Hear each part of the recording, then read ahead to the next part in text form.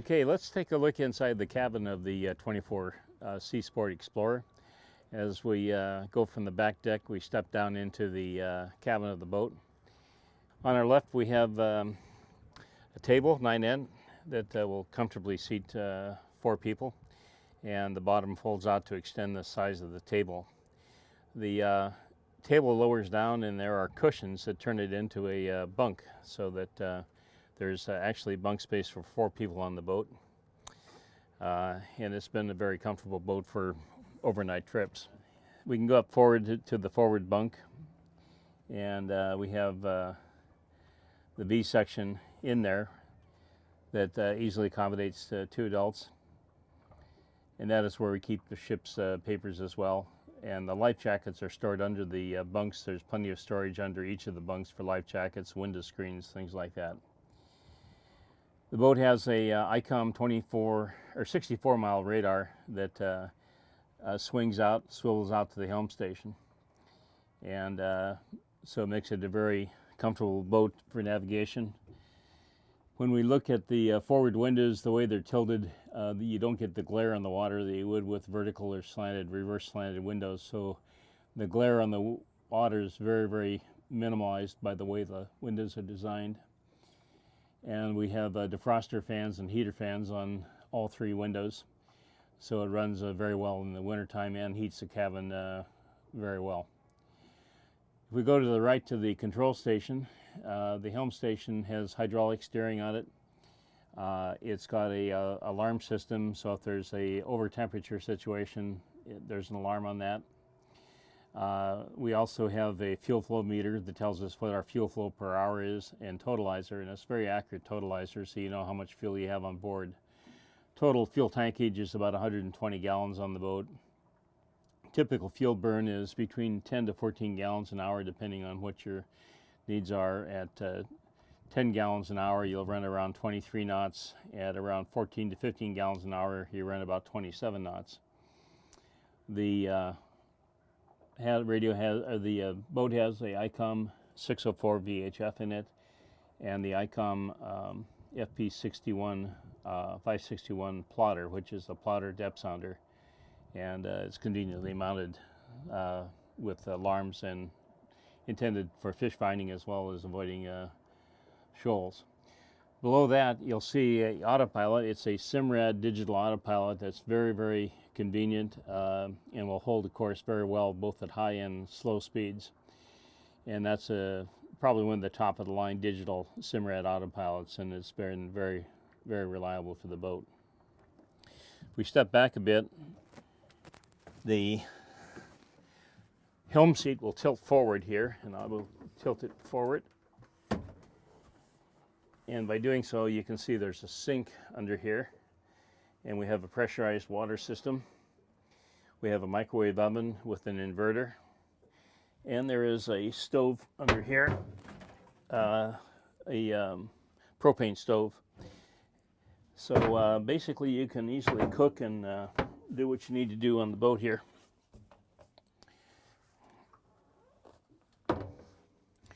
Behind here, there's a kind of an interesting thing. This folds out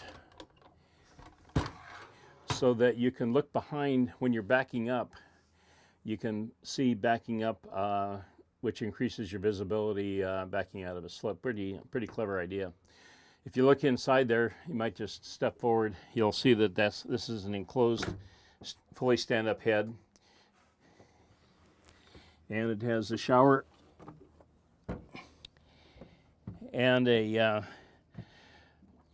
head with the sanitation system for holding and pumping over and being serviced in port. So it's a fully legal, compliant head and a stand-up shower with hot water. There's a lot of storage in the boat. Just amazing how much storage they put in the boat. This area here, under here, nice storage area here. And then if we back up a bit, storage here, large storage area under here, storage here, drawers. The trick is to remember where you put everything, but lots and lots of storage on the boat.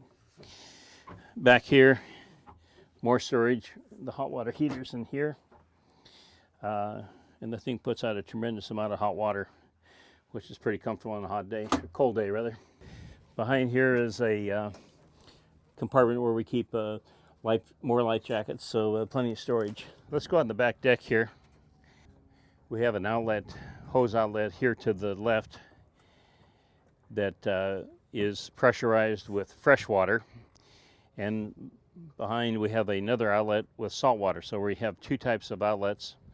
We have a full 30 amp power system. We also have another depth sounder out here on the back deck for convenient for fishing. On the stern we have the propane locker where we keep a brand new propane tank we just put in. And we have an igloo cooler, a mount for a standby kicker motor.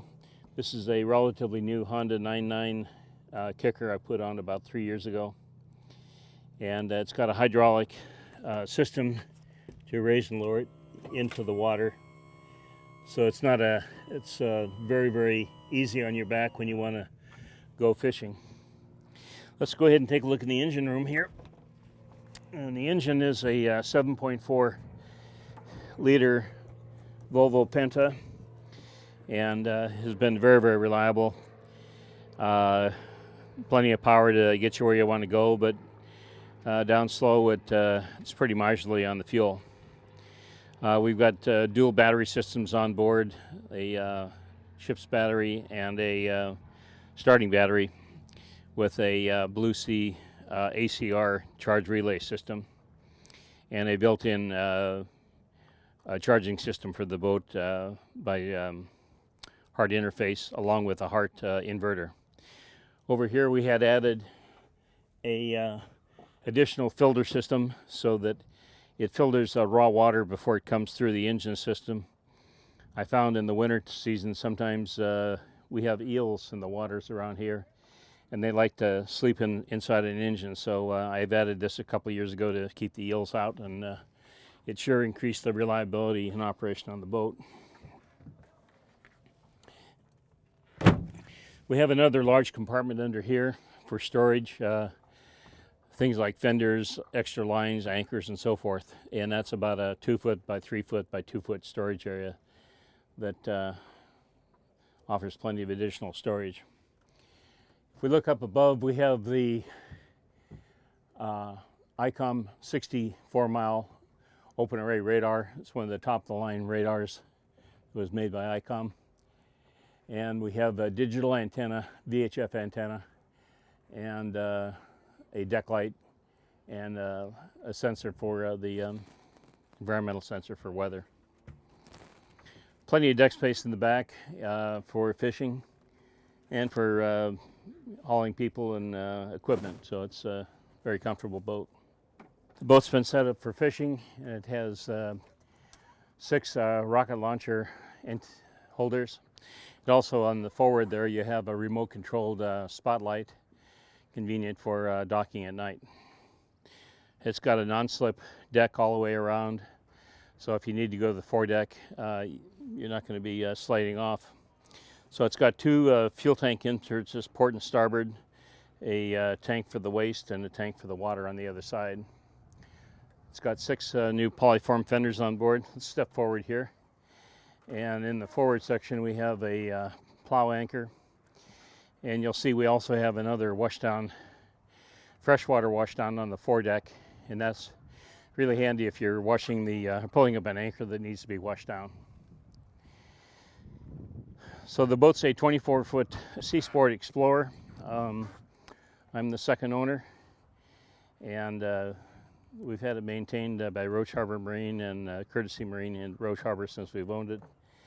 And it's gone through an annual maintenance and biannual maintenance process. We just did the spring service on it with clean the hull, new bottom paint, new zincs, and the engine was serviced with fresh oil, new spark plugs, and a new distributor system. And the kicker motor was flushed and run and serviced with an annual servicing. So the boat's pretty well ready to go. I can't think of anything else. We had new props put on it just a month ago, so it's rock and roll, ready to go catch fish and cruising around. I've had it out in February in some pretty rough weather coming from Blaine down to here, and it handles the seas very, very well. That was the thing that attracted me to the Seasport. It's a very, very seaworthy boat in its design, deep V hull, and it penetrates through the water very, very well.